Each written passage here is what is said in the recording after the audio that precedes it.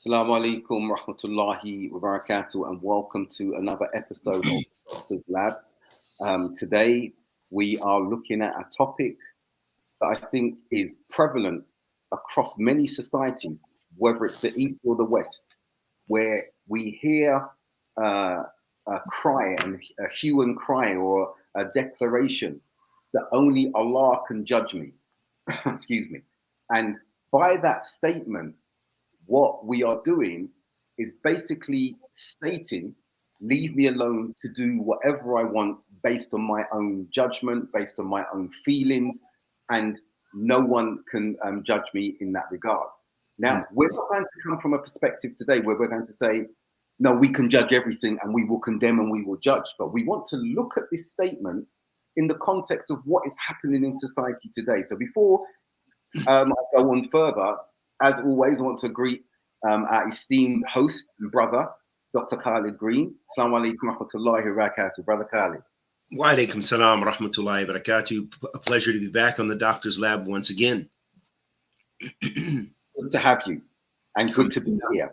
And what's going across the bottom there, how much do we cooperate with non-practicing, semi-practicing liberal Muslims, is within that context of no one can judge me but Allah. And we want to look at how we can engage and cooperate. Wa alaikum salam, Sister Shireen, welcome again. And Brother Hakeem, wa alaikum salam, rahmatullah. We want to see how we can navigate our engagement in that respect. But remember, this is under the umbrella of only Allah can judge me. So whatever I'm doing within society, wherever it may be, is none of your business. And Khalid, I want to refer to a book that I'm reading at the moment by Dr. Asif Hirani, and I referred to excerpts of it yesterday. Islamic versus postmodern paradigm of sexuality. And we're not going to be talking about sexuality in that instance, but this excerpt here is very important. He says here, quote, in conclusion of this particular section, the postmodern self that emerges after the removal of God, of Allah, is composed of three components. The belief that I have authority over my inner feelings, being one. The idea that I can only be authentic if I express my inner feelings openly. Two. The notion is that society must confirm and validate my feelings and behavior based on my emotions, as I am not submitting to Allah, and therefore require people to submit to my will, my feelings. And then the final aspect here, and I'll read this, and I've done a bit of research for today's session, more than of usual, because we were familiar with the previous topics of late. And then he says here, it is quite apparent in today's society that there is a growing social sensitivity towards criticizing individuals for their personal choices. Any attempt to express disapproval is not only seen as a critique of a certain behavior, but is also perceived as an attack on that person's right to self-expression. This phenomena is precisely what postmodernism represents, a paradigm shift that prioritizes individual feelings over revelation and reason, thereby granting centrality and authority to subjective experiences. So that's what's happening today, okay? And before I hand it over to you, we know that there is an obligation. Allah speaks about us as an ummah that enjoins good and forbids ma'ruf, evil, okay? There are ayats talking about... Enjoins ma'ruf, no. Enjoins ma'ruf and forbids munkar, afwan. No. Yes, sorry, got it the wrong way round. And then we see there are ayats that are talking about how we come together. وَتَسِبُوا بِحَبْلِ جَمِيعًا وَلَا تَفَرَّقُوا. Okay? Come together in righteousness and taqwa and do not be divided. Do not split. We've got that. We've got the three levels of enjoining good and forbidding evil that we are obligated with. And if we can't do the first one, enacting that goodness and that justice with our hands, enacting change societally, then with our tongues, with the pen, as we're attempting to do in these episodes, No. And if we see that we are unable to do that, to enact that, the minimal level is that we at least hate it in our hearts. But we're not even looking at those particular lower perspectives, because we're told, and that's the weakest of Iman, not as in condemnation, but that's the minimal requirement. So now, moving more into the focus of the subject today, no one can judge me except Allah, and our cooperation with our brothers and sisters who may be non-observant, we say in the West, in the UK, non-observance, not practicing, semi-practicing, only occasional or doing particular aspects of worship or practice, and liberal Muslims who are still practicing, but with a particular understanding of removing dictates from them and embracing liberal dictates of the society that are antithetical to our faith. I'll hand over to you. I've said a lot. MashaAllah, tabarakallah. A lot to unpack there. Barakallah feekum. Yeah, as you mentioned, the hadith of Abi Sa'id al-Khudri radiyallahu ta'ala, in which you heard the Prophet sallallahu alaihi wasallam said, "Man ra'a minkum munkaran falyughayyirhu biyad." Whoever sees a munkar, then change it with his hand. If he's unable to do so, he changes with his tongue, as you mentioned. And if he's unable to do that, he changes with his hand. وَذَلِكَ عَدَفُ الْإِيمَانِ. And that's the weakest form of faith. And this is a hadith in Sahih Muslim. So what's very relevant here is you see that this is coupled with ideology, as you mentioned. And this type of statement is almost in line with the concept of irja, of believing that deeds or actions are not a part of faith. For example, as you gave some examples and alluded to, that there's so many people in the society who say, well, you just don't know. I mean, that are Muslim and so forth. Well, you don't know what's in my heart. So-and-so is such a good person. Yeah, she doesn't wear hijab. She does go to the nightclub, but she doesn't date. Okay, or she doesn't do this, or she doesn't do that, or she doesn't go to the nightclub, but she just doesn't wear hijab. She wears makeup, she wears perfume, and so forth. And she's such a good sister. And if you were to confront or ask or even give dawah, in fact, I recently had a situation very similar to this. A sister, mashallah, she prays, Allahu Akbar, she prays openly at the job, wearing her hijab, a proper hijab, for prayer. But she takes it off and hair is long and just there normally, wearing like jeans and her uniform. And, so I talked to her about the hijab and so forth. So you have this, not saying her situation is exactly like that, but you have this permeating in society, as you said, those liberal progressive values that people take from the greater society, being in the West and so forth, and the ideologies that go along with it. But it has definitely an Islamic bid'ah base, if you will, from irja, that to where, hey, my actions may not represent Islam. All that's important is my heart.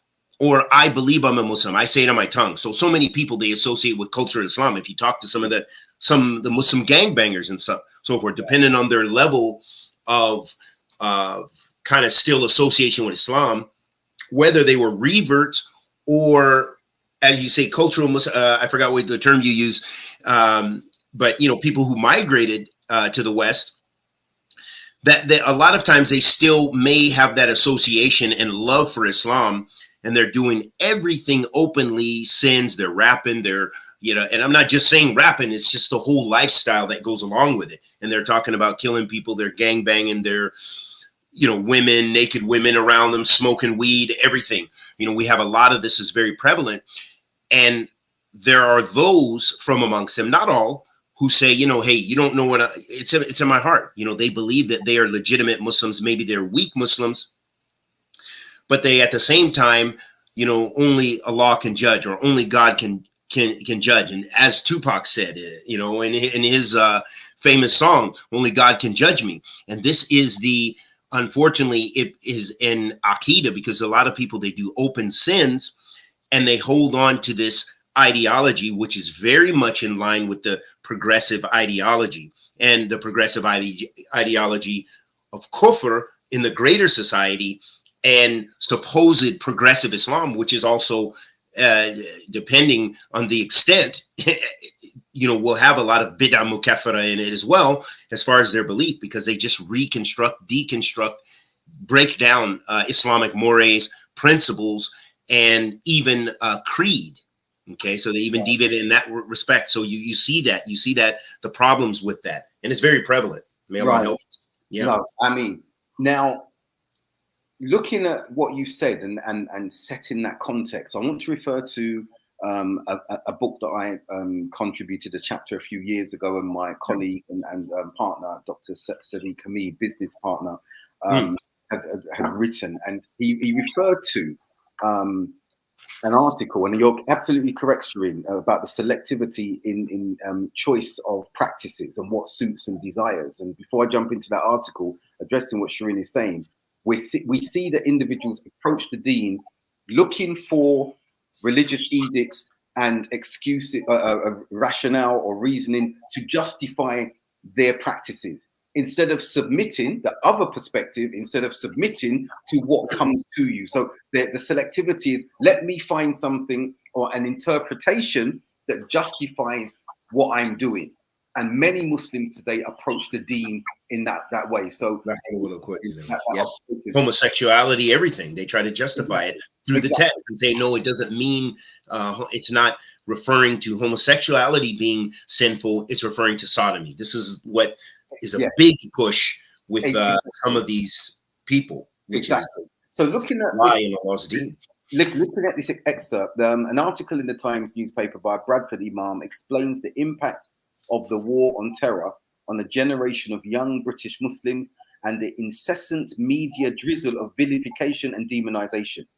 Most of them, the young Muslims, have to negotiate the challenges of identity, integration, and inclusion on their own, sometimes having to act as their own parents and influenced by their peers or social media. Imagine their frustrations when no one is listening to you and giving you a voice, when your parents don't understand, when the mosque doesn't understand, and the imam definitely does not understand. And that's an excerpt from a book called Young British Muslims Between Rhetoric and Realities. And I think we do have to take that into consideration, Brother Khalid. I think that we do need to look at where these individuals are, where these entities are, because we do have a number of Muslims. A sister that I'm wali for sent me a picture today of a hijabbed sister. I think it's the World Cup, or maybe it wasn't, wearing hijab, wearing her football kit. I think it's an Algerian kit, in shorts and leggings underneath the shorts, and with the caption on the head, top of it, we need more role models. And she asked me the question, role model for who? So we got into a discussion about, yes, that she's a role model for cis young ladies who want to play football, Muslims and everything. But if they even want to consider that, there's so much more to consider about the looseness of the garment that she's wearing, the leggings that are not permissible to be wearing. And what I liked about her response is that even the environment that she's in, because we can do any sports, but it needs to be in a safe environment where we're not under the eyes of non-mahram individuals. So the point is this, Khalid, all of that is correct and true.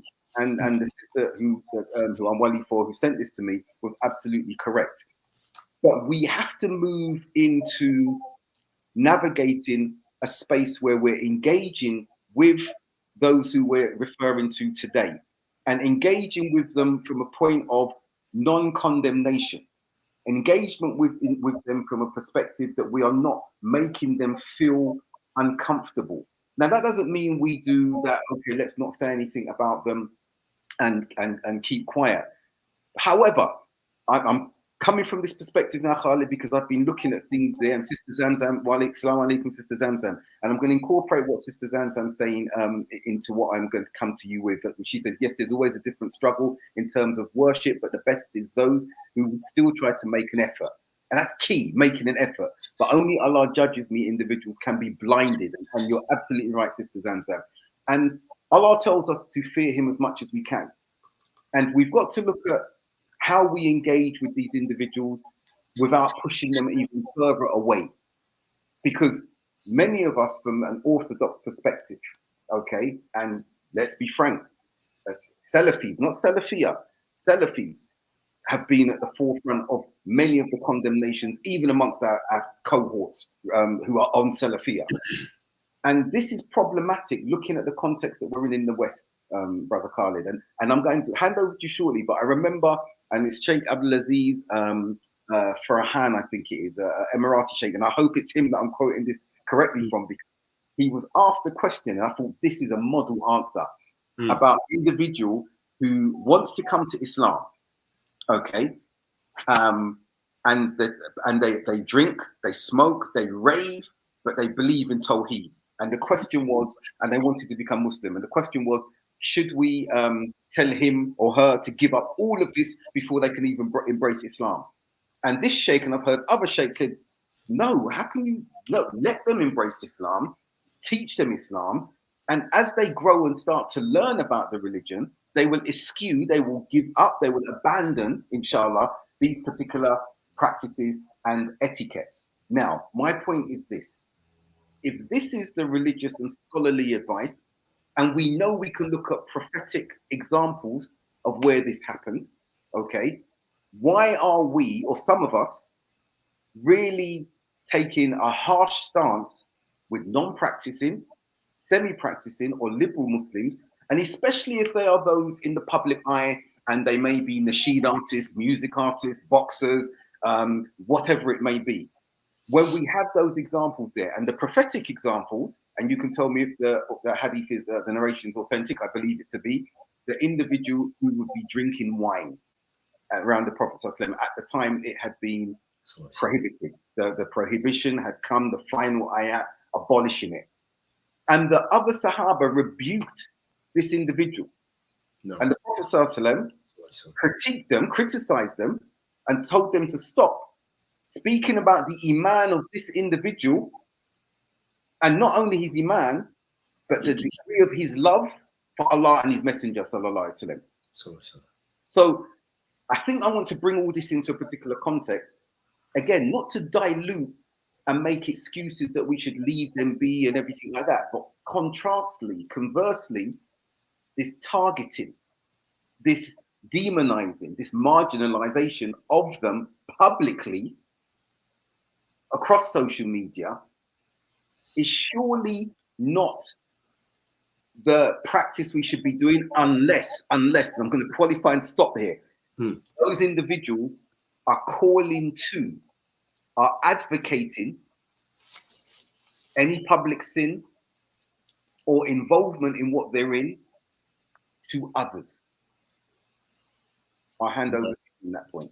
Yeah, I was actually thinking of that hadith actually before you mentioned it, and in it, basically the Sahaba radiyallahu ta'ala anhum ajma'in that were with the Prophet sallallahu alaihi wasallam, they began to curse him and throw their shoes at him, okay, or beat him with shoes or something similar to this, and then the Prophet alayhi salatu wasalam told them not to curse him, because that's a big thing. La'in is like takfir in a sense, La'in, it has the same hukm as takfir anyway, that there's conditions for it, and it's not totally prohibited, but generally the general principle is you shouldn't curse another Muslim. You shouldn't say la'natullah alayk, may Allah, basically you're saying that may Allah subhanahu wa ta'ala remove the mercy from you. This is what it means, la'in.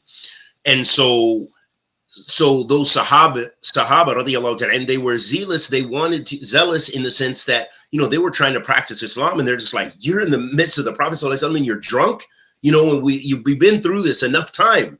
So then the Messenger sallallahu alaihi wasallam prohibited them from cursing him. And he said, and you don't know, لأنه هو يحب الله ورسوله, because he loves Allah and his Messenger. Sallallahu alaihi wasallam. So it also shows us that this person, they had iman, even though they were struggling with the drinking and being drunk.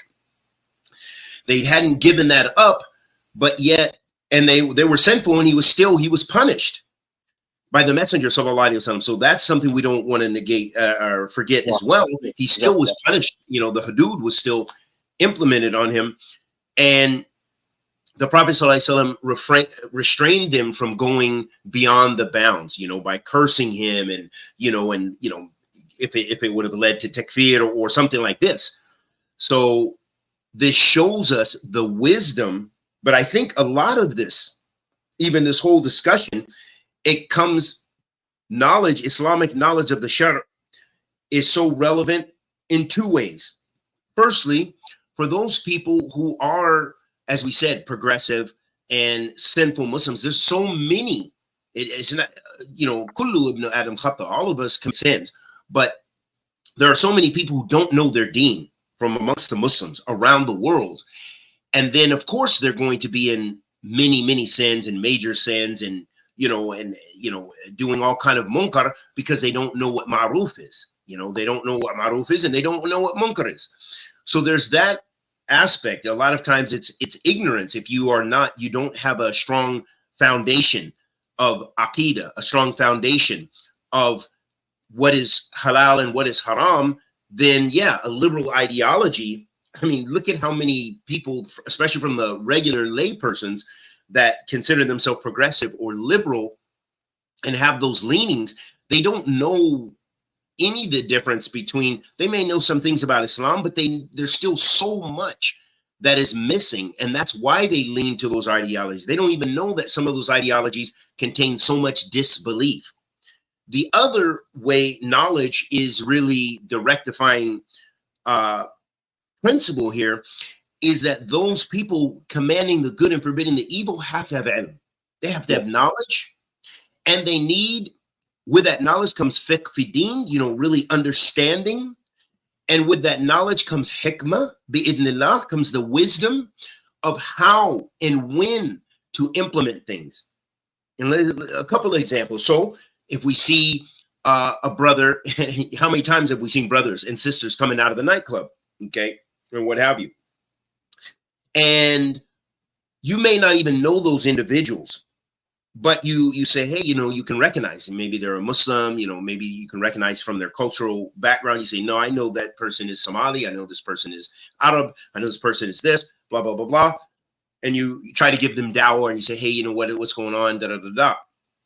So depending on how you command the good and forbid the evil, you may or may not have a positive effect. And part of fiqh fi din is, of course, you're not going to know the unseen. You're not going to know always the natija, but having a good idea of when it's a time to be stern and when it's a time to be gentle. So there are some people, they're barely practicing their deen. And if you come to them harsh and come to them something that may not be as important as some issues of aqidah they have, about tawheed or something. They may still believe, it could be a new Muslim or what have you, and they still may cling to, well, I still go to church with my family because, that's what we do. We've had a long tradition, whatever the case may be. But yet, and you see them coming out of the club, and so then you're saying, hey, why do you got this earring? Why are you coming out of the club? No, there's something bigger in that respect. So this person, because they're also fragile, they're new to the deen, you're going to have to deal with them accordingly. And most likely, as the Prophet ﷺ said, that gentleness, nothing comes from gentleness except good. Another example would be a person who has mukhalafat, in their aqidah. I mean, they're a person of bid'ah, and they're from the lay persons, okay? Just your general Muslim brother and sister that practices Islam. They love Islam. They're in the masjid, but they have a different aqidah. Their aqidah is Maturidi, they're Ashari, they are mixed with all kind of stuff. They don't know this from that, but they're just trying to practice Islam. So a person like this, unfortunately, a lot of the youth misunderstand, and even some of the older people and people who supposedly have experience, and some of them supposedly have studied and this and that and the other, but if they take this approach where they're just harsh with the common folk, that's not also from the Sunnah of the Prophet ﷺ. It's also not from the minhaj of the Salaf that you're going to deal with the lay persons like this. So this is one of the things I see that I think, although it happens in America as well, but it seems to me in the UK is like a motherland for this kind of things of discerning. You know, we know that's not a non-Salafi masjid, so I just walk by it and I don't give salams. Or I heard of a brother, he came from Damaj, he was in Yemen for 1 year only. And then when the brother picked him up from the airport and was driving, they saw some guys from Jamaat Tabligh walking on the road. And he said, "You flipping mubtadi'," something like this out the window. You know, what did he learn? He didn't learn anything. You're not going to learn that much in a year anyway, to be, you know, saying that you have fiqh fi din, unless you already studied and then you were going to brush up, you know, whatever, visit the mashayikh and this and that and the other. But the point is it takes wisdom anyway in applying these things. And in Arabic, the hikmah is wada shay fi mawdu'ihi. It's putting something in its proper place. So sometimes it may be harsh. Maybe it's your own children. Maybe it's relatives. Maybe it's someone who, it's a brother who you know is he's a da'i. You see a da'i and you see him smoking weed on the corner. You see him doing something and he's calling to people. So this one, he's going to react better to maybe being stern. Akhi, you need to stop that. You know, what's wrong with you, Akhi? You're calling the people to Tawheed. You have a dars later this week and you're smoking weed. You're selling weed. I'm seeing you in the dispensary. So this one, it may be more relevant to be stern with them. Right. But the hikmah is knowing when to be stern and when not. And we can both attest to countless examples, even with ourselves. I had dreadlocks to hear my first, 5 years in Islam, my dreads. You know, I used to, even I had an amulet that a Shi'i gave me because I didn't know I was a new Muslim. And I was just, you know, and then one of our brothers from an immigrant community from East Cham, which is like Cambodian Vietnamese. And I remember the way he approached me is he just almost tore it off me, you know, and I was just like, man, I was like, what? That's my thing. And he said, brother, this is not good. And because, you know, his English was limited and stuff, but I accepted that. I did accept it from him because I had been practicing for long enough at that point, you know, at least maybe, I don't know, a year, whatever it was. That might've been my first year or two, but you know, he was able to convey it enough to me where I was like, okay, I won't wear that because it had, you know, Ali, radiallahu ta'ala, and, you know, the Prophet, Ali, Fatima, you know, Ahlul Bayt on it and Allah in there. So, subhanAllah, you know, that's a part of that hikmah of knowing, so that way you're not scaring the people. And Shaykh al-Islam Ibn Taymiyyah has written extensively about this. So none of these, even our way of dealing with this, nothing is new. This is all, we have tons of texts to support it of the past. Now, so I think you've given some really good examples in that. And I think that what we see as well is that it's not that we should not enjoin the good and advise, but what we find occasionally as well, that those who are providing the advice are often tested with the thing they're condemning other individuals for. You and I know of individuals and brothers and sisters who were very overzealous, advising, condemning, which shouldn't be done, okay, except the criteria that we know is clear. And then they completely came off the deen. Completely came off the deen, okay? No, I understand.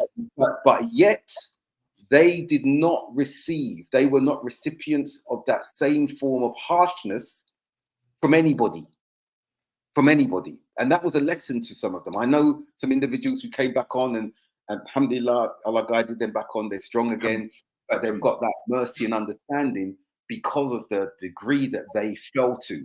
But again, we have understandings and precedents in the deen. And I want to come from a particular academic perspective, and you've highlighted that, and Sister Shireen highlighted the point as well.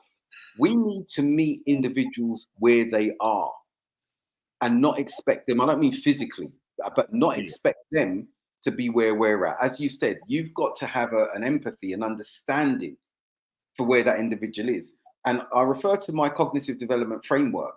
Where are they along that? As you said, there are individuals who are liberal, who have no knowledge of the deen that they're on, or even aspects of innovation that may be there culturally that they've adopted. So where are they with regard to their understanding? Where are they with regard to their maturity?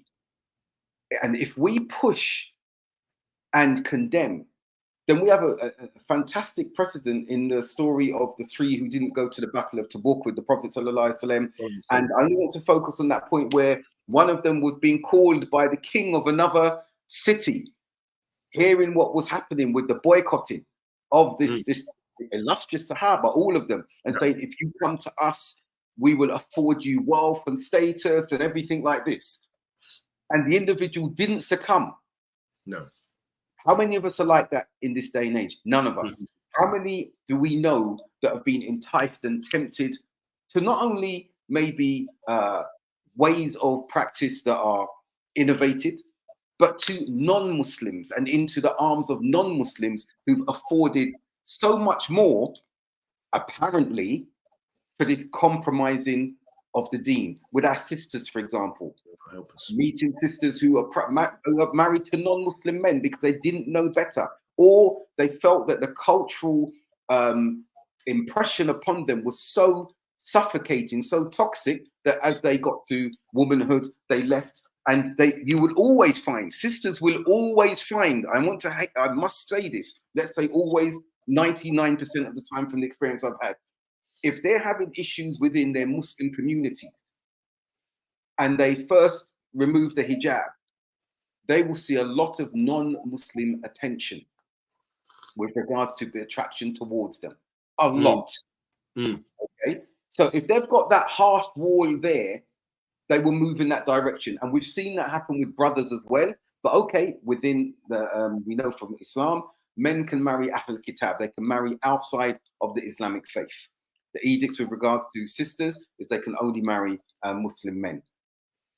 But we see that happening. And we've got to not only look at what message we're engaging them with, but the damage that we're doing from what we are expressing and expounding.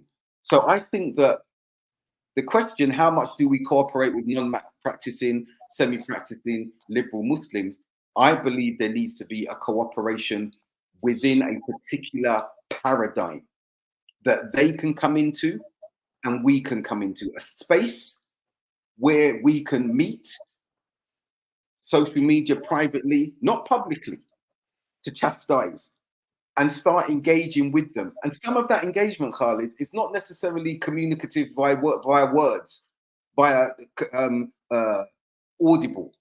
Some of it may well be by our behavior and interaction. If we're working in a mixed environment, and many of us are, and we see brothers and we see sisters, as I do, who are not practicing, who may be performing practices or following particular societal dictates that are unacceptable. And even from the eye contact that you have with them, whether they feel uncomfortable being in your presence because of how you make them feel, or they see there's an empathy in the way that you communicate with them.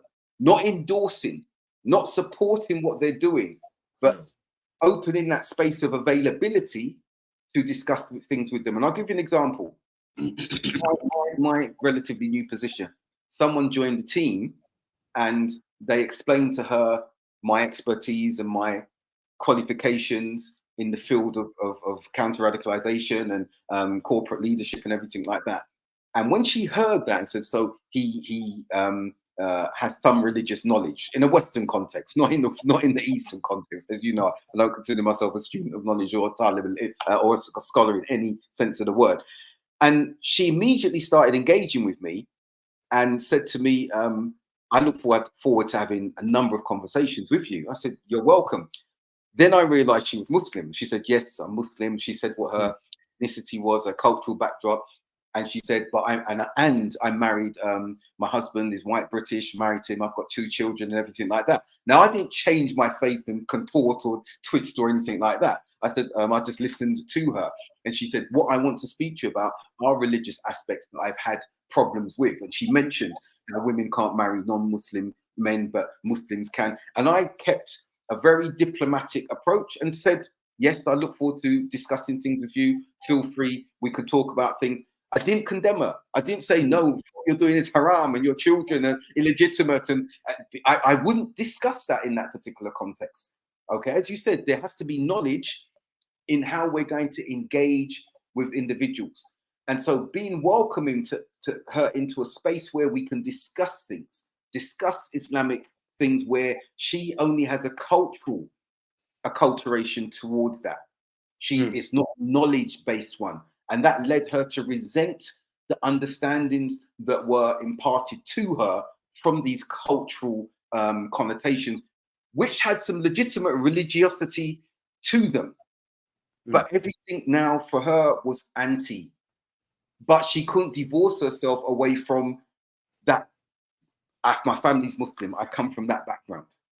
And I'm not saying I'm the classic example. We all know a time. I know particularly a time when being at that early formative stage of the 4-stage model that I've given, and being very condemning, very harsh in that regard. But then as we matured, as we contextualized, as we moved away from an abstract understanding, as we understood the seerah of the Prophet sallallahu alaihi wasallam better, awesome.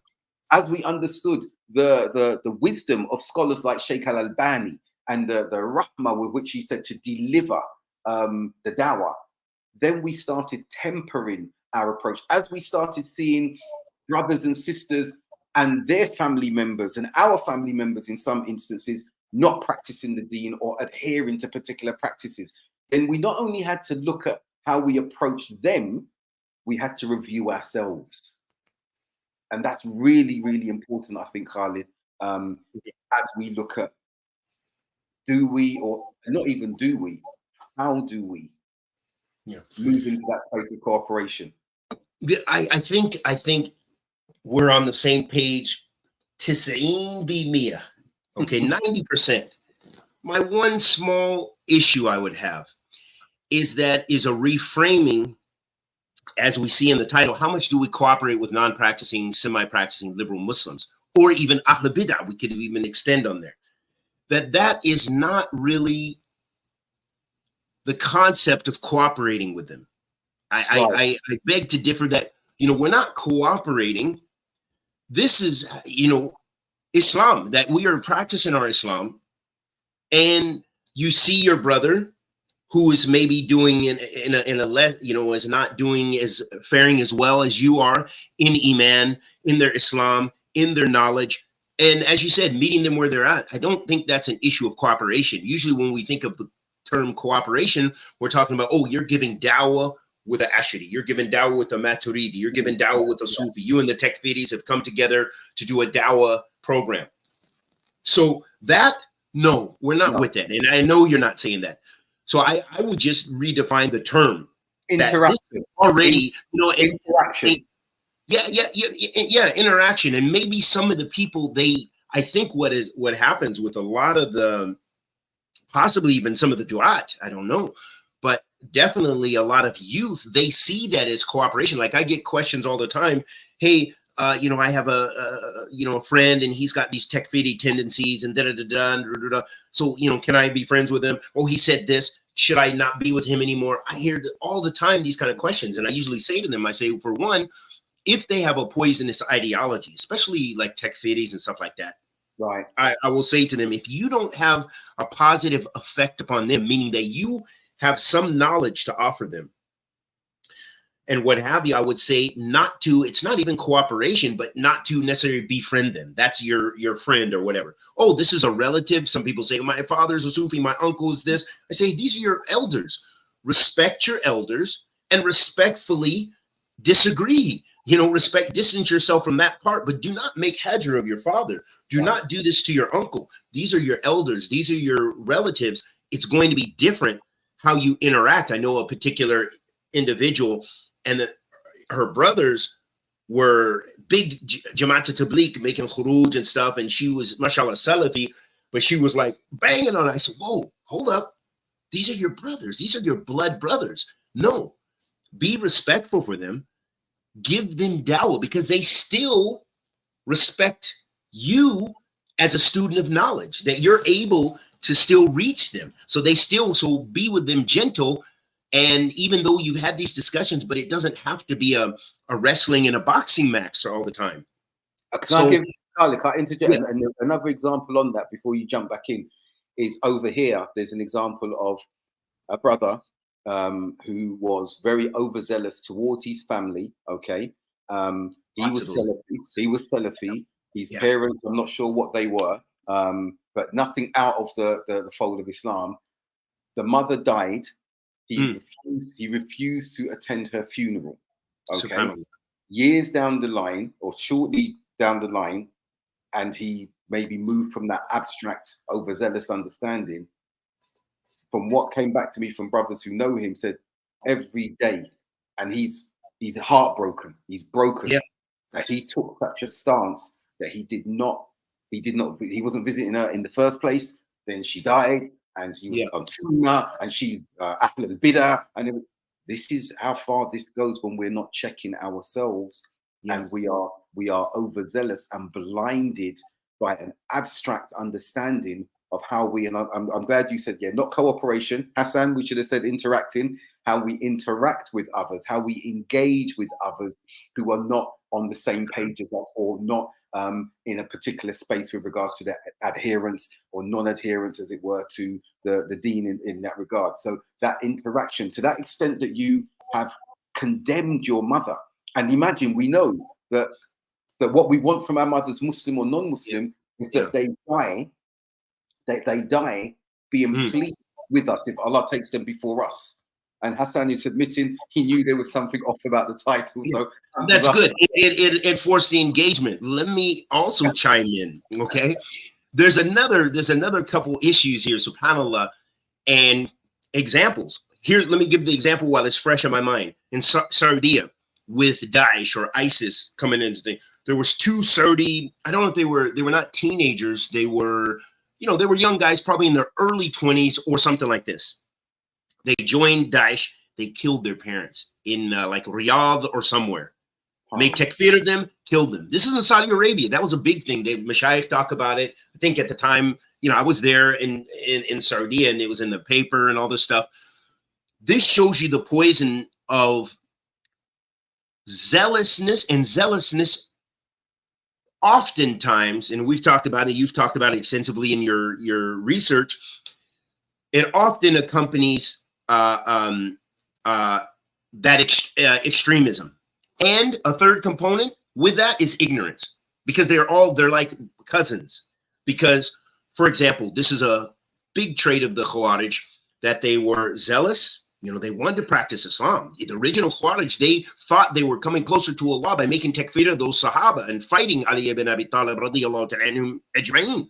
They felt they were coming closer to Allah by this. And they felt that they were ruling by Allah subhanahu wa ta'ala's deen, and they were having jealousy. So they had the zeal, they had their ignorance because they misunderstood the ayat and they negated the sunnah, and they also were extreme because they go hand in hand. If you're zealous, if you're ignorant, it only goes to follow, then you tend to be extreme. You go, and extremism is tajawuz al-had, it's going beyond the bounds. So you see that this common trait, and this happens again. Okay, for the original Khawarij, the lack of knowledge, the non-acceptance of the Sahaba, who were the scholars and everything, and the carriers of wahi and revelation, but also in contemporary times, likewise, even say if it's from our brothers and sisters who are supposed to be on the Sunnah, that zealousness, and it's still accompanied with ignorance. Right. All those issues, the brother.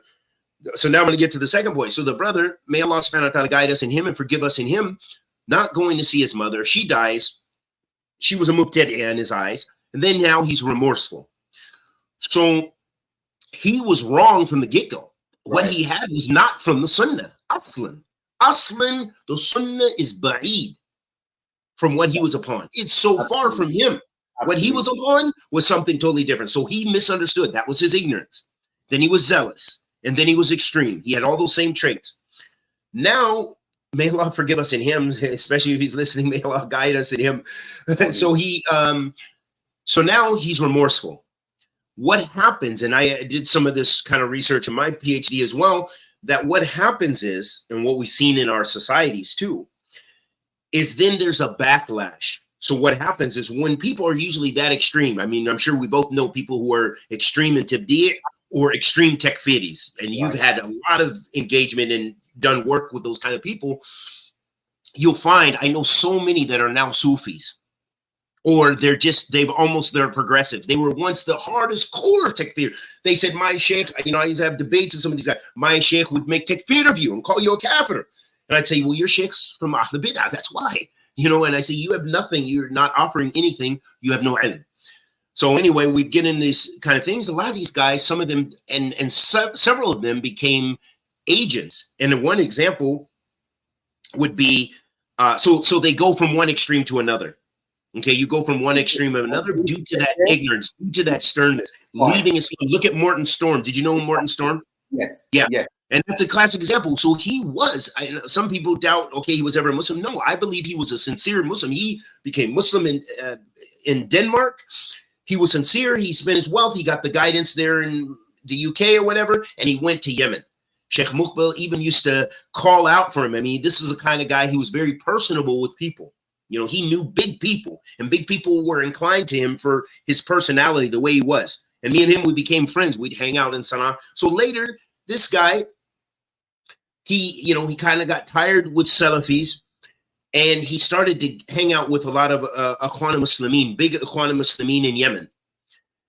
And so it was only a matter of time. He would kind of progress from that. He got to know big personalities, big political personalities, and their scholars and stuff. And he began to get more extreme to where he got with, literally with Al-Qaeda people, Al-Shabaab. He wanted to go join them in Somalia. He was making sincere dua. And he mentions this in his book. And I believe it's true because I knew him and I knew the kind of person he was. So he was never grounded with that knowledge.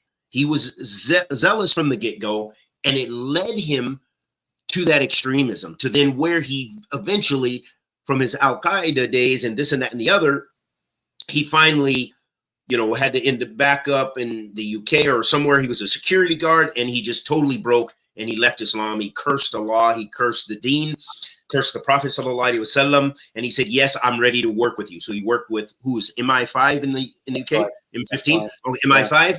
He worked with American intelligence, and he worked with the Danish intelligence services. He shows pictures. He's got everything in his book. It's documented. And, they gave him money. They gave him this. And he renounced Islam. He went back undercover. And he attributes the demise of Anwar Awlaki, because he was friends with him, to his working with the intelligence, that he was, he tried to get paid from that. He's like, I should get the reward because I helped you guys with this. I gave the flash drive. I, set him up more or less, even though I felt some sorrow and I wanted him to leave that. But at the same time, I'm an intelligence guy now, and I'm not a Muslim anymore. And that story, that mashallah, because he came to Brixton when I was chairman there and everything, and brothers reminded me that he passed through everything. What you're saying, I've got his book as well, so I was able to verify, because when I was reading some of the things in the book and those who he was with in Yemen, I was able to identify now this is such and such. In that talking, and this is very, very important that we mention this pendulum swing, because I mentioned it in my PhD, as you know, that swing from an extremism, one extremism, to a polar opposite of extremism. So you may be a takfiri, terrorist inclined, this extreme Khariji ideology.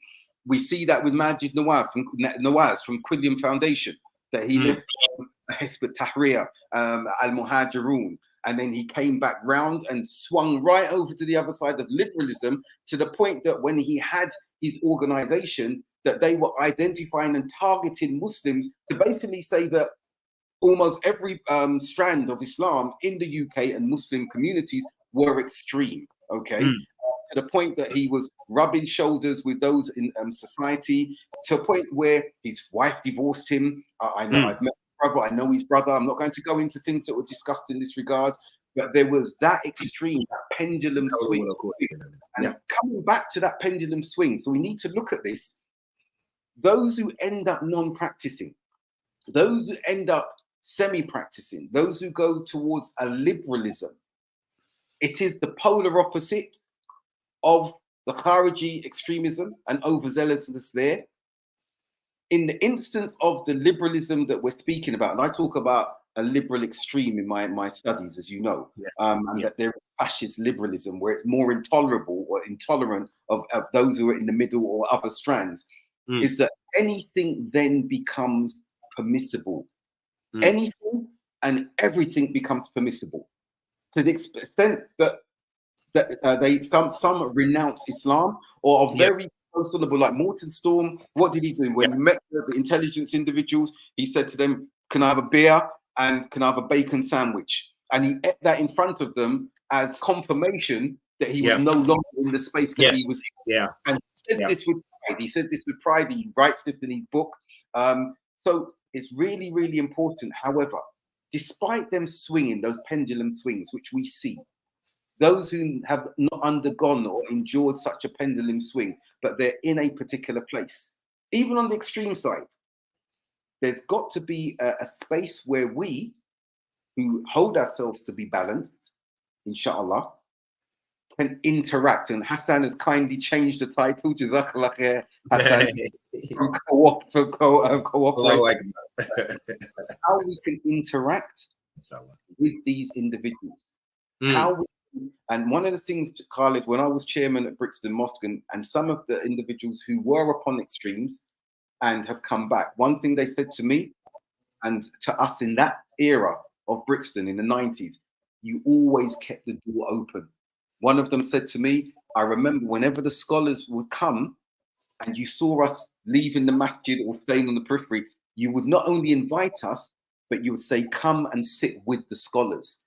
Come and sit privately with them. So I had some of them come in and sit with them. And he said, we remembered that as we were coming away from, if it was a Khariji extremism, the more liberal individuals as well saw you kept the door open, because I started, which I think still takes place in Brixton now, community dinners to keep a space open for non-Muslims and for these individuals as well, so that they could come in. When I started the street organization, my strategy to reach, empower and educate teenagers, that was a space away from the mosque, the masajid, because some felt from either ends of extreme, they did not want to come in such a place because they felt they would be judged. So I had individuals coming in there, and we had thematic regions and areas where they could engage and just fraternize. And in that, they said they felt comfortable, because if they wanted to speak about some of the problems they were having, some of them said, look, I've got a girlfriend and I've been with her for a few years and I don't want to break off the relationship. Can you advise me? Others of them, some of them were drug dealers, and they were speaking. They had a safe space to speak and engage, and we opened that up for them. Right down to, Khalid, I don't mind saying this on here, an individual who got into a melee with an individual he used to be friends with. He was Muslim, the other individuals are Muslim. He was the brother of a famous Premier League footballer. I'm not going to elaborate more upon that. And he accidentally killed him in a fight. And so he came to us because he was petrified of the area that he came from in North London. The police from the riots, the days of the riots, are known to be brutal. Okay, in the area we come from, they're brutal as well. But he came to, help me. And we were thinking, how do you want us to help? You said, can you speak to them from this side and I will go with you? We said, we don't do that. We don't hand people over to police. We're not that. He goes, I know we're not, but if they get me, what they can do to me is really damaging. The point of the story here is the fact that you make yourself accessible and available to those who are in that liberal space, that non-practicing space, and those who are at the other extreme, in that violent extremist, takfiri, khariji space, that you make yourself, and that you deal with them confidentiality, that they know when they come to you, you're not going to take data and run with it, or you're not going to go and expose them in another instance, which some brothers unfortunately have done. Oh, he came and spoke to me privately, she came and shared such and such with me, and believed that you were going to treat them confidentially. And then you push it out all over the place because you say it's a duty to warn against them. I need to warn you, but you brought them in on a false pretense. You showed them a chameleon face in which you just wanted it because it gets numbers, it gets attention, it makes you look good because you're holier than thou, and you've exposed something about your brother and sister. And remember, exposing the faults of your brothers and sisters, this is a major sin. Exposing, not what we're saying, as we said, we've given the classification already. They're openly sinning, they're calling into that sin. We're not speaking about that. And we're not speaking about those who have knowledge, like you gave the example of the imam or the religious leader who is giving a talk in a masjid, but you see him buying weed and derivatives of weed earlier on. No, that those individuals need to be warned against, because they have the knowledge, they have the context, they have the experience to know what they're doing is impermissible. We're talking about altogether different categorizations of brothers and sisters, non-adhering, semi-practicing liberal Muslims. And as we draw to a conclusion, Khalid, No. I think it's good that you brought in those two extremes and how that can be a pendulum effect, because you do have individuals, and we see this around some of those who've been established to have gone into extremism, having led such a liberal life, they become vulnerable to extremist propaganda telling them that the only way to clean up this mess as a non-practicing Muslim who now wants to practice is to go into terrorism, suicide bombing, killing innocents, because your ticket to Jannah is open, you'll die shaheed. And these sins, if you were homosexuality, extramarital affairs, drug dealing, all of this will be forgiven if you take this route. So we've talked about the swing from the Takfiri Khariji extreme, the pendulum swing across to liberalism, but we've also seen that when those individuals do not have that access to Muslims who can advise or make them feel comfortable in those spaces, that others will target them when they have that cognizant awakening, that cognitive awakening that they want to practice, but the guilt that is on their shoulders from what they've been doing or not doing, the amount of prayers that they've not done, and being told by that space, those propagandists, don't worry. All you need to do is this step: sacrifice your life or kill others in the name of Allah, and you will please Him. Those sins will be forgiven, and you'll be entered to Jannah immediately. So we have to be careful that we are not pushing individuals towards propagandists like that on the one extreme or the other. Yes, I think it opens up a lot of things as far as how to provide these safe spaces, the qualifications and the desire to be able to counsel and so forth is one issue. But another issue is dealing with the lone wolf, because there are so many of those individuals. They've already kind of distanced themselves. They could be present. I know a particular brother, we all went out and were together. And I can remember talking to him, and he mentioned some things he wanted to maybe go study. He wanted to go overseas, and he was asking me some questions, but he was still aloof from our group. These were all brothers. We're close. We're doing our thing. And then it comes to find out he ended up, very soon thereafter, he started committing some serious crimes, and I'm sure he's never getting out, and he was doing that in the name of Islam. So he was very quiet. He was kind of plotting in his own mind and thinking he was come closer to Allah subhanahu wa ta'ala by doing these evil actions. And now people's lives were lost and he's in prison. So that's one thing which is very difficult to deal with, that self-isolation, and that, I guess we just have to look for those signs and so forth. Another thing that is a result of like Daesh and all these things that happen, especially that last scare for the world with ISIS, is that Muslim minorities, and probably not just Muslim minorities, but Muslims even around the world in many of the Muslim countries, it caused a backlash, not just to extremism, but even to the dawah of Ahl Sunnah, that so many people, to religiosity in general. Like if you're wearing a hijab, like I know people were in Egypt and they told me that, when at that point, because of the things that were going on in Syria and everything else, niqabis were being persecuted and, messed up by the common Egyptians in some places, and accused of being extremists and accused of this. Having a beard in many places became problematic.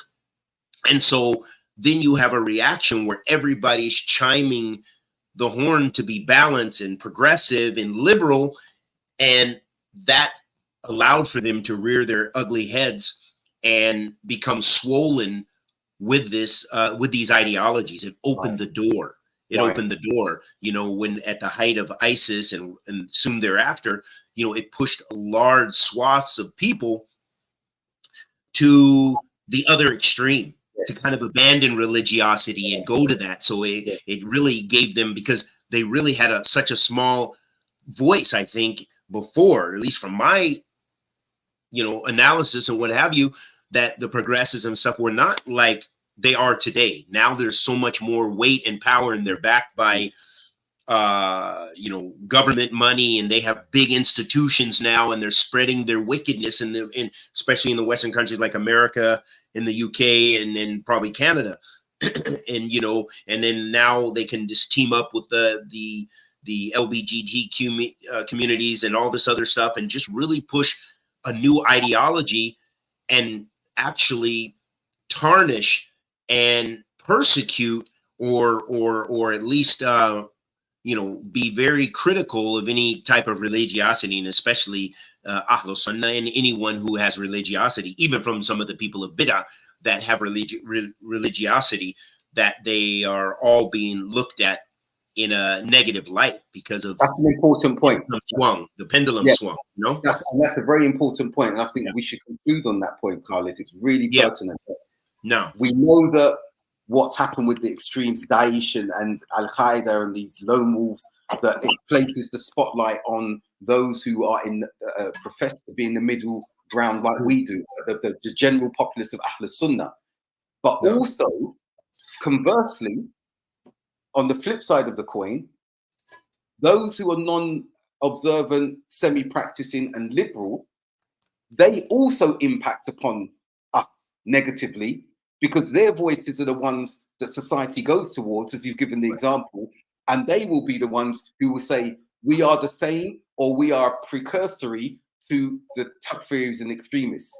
of course. So when we speak about interacting with non-observant, semi-practicing and liberal Muslims, and those of you who are watching who may consider yourself liberal in this way, I hope that this has been a balanced, engaging discourse or conversation in which you can understand that you impact upon those of us who hold ourselves to be unbalanced in the same way that you may have claims and legitimate grievances with the way you may be targeted, but we are also targeted by default when you make, I think, clumsy statements, lazy statements, mischievous statements, by pointing to us as part and parcel of the extremist mosaic and problem, when in actuality we're not, and we are ready and they're there to interact with you about religious orthodoxy, what it looks like, that is not antithetical to the societies that we're living in. We just don't adhere to their belief systems and some of the values that they hold. And you know that. Our Muslim non-practicing, semi-practicing liberal Muslims, you know that. And it's only just that in the same way that we're saying we will engage, we will discuss things with you without condemning, because that's not what should be done. You need to be truthful, balanced, and just about those of us who are not on the same ideology and methodology as the Kharijite Takfiri extremists that we see who have joined Daesh, Al-Qaeda, and commit wanton acts of terrorism, which are impermissible in Islam. No. It's important you know this and that we conclude on this point, because there is a consideration that you must have for us. And Khalid, I'll conclude there. Got the prayer. If there's anything else you want to add to that, please go ahead.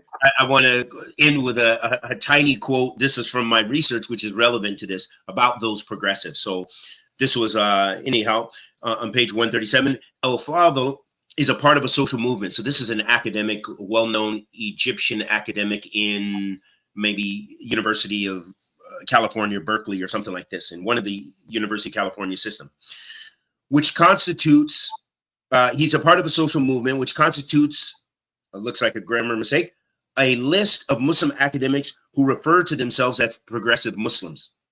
These Muslim academics share a common ideology based upon reform and challenging existing textual interpretations, emanating from influences from rationalism and various modernist philosophies such as feminism. And now we could say probably LGBTQism. One unifying trend amongst the proponents of progressivism is their disdain for Salafiyya or Salafism. So I just wanted to end there that, you know, I kind of went into some of those things, and we see, as you said, you know, they are very active along with their other people they cooperate with in trying to, as detractors of Salafiyah. And as, you know, those who criticize and try to belittle and try to associate with terrorism. And that's a whole nother topic. And our thesis, both of our theses, were pretty much founded upon dismantling those claims. So we ask Allah subhanahu wa ta'ala, the Almighty, to accept our good and bless us all with ikhlas, with the bad ala sunnat and Nabi sallallahu alayhi wa sallam. May Allah forgive us all of our sins and bless us to meet him in a state of strong iman. Wa sallallahu wa sallam ala nabiyyina Muhammad wa ala alihi wa sahbihi wa sallam. So just wanted to close with that, inshallah ta'ala. Barakallah feekum. Well, feekum back. Jazakallah khair, Khalid. Jazakallah khair to our brothers and sisters who have endured this discussion patiently with us. To any non-Muslims who have been attending, you're welcome. Thank you for tuning in. And until another 2 weeks, we say salams. Assalamu alaikum wa rahmatullahi wa barakatuh. Wa alaikum salam wa rahmatullahi wa barakatuh.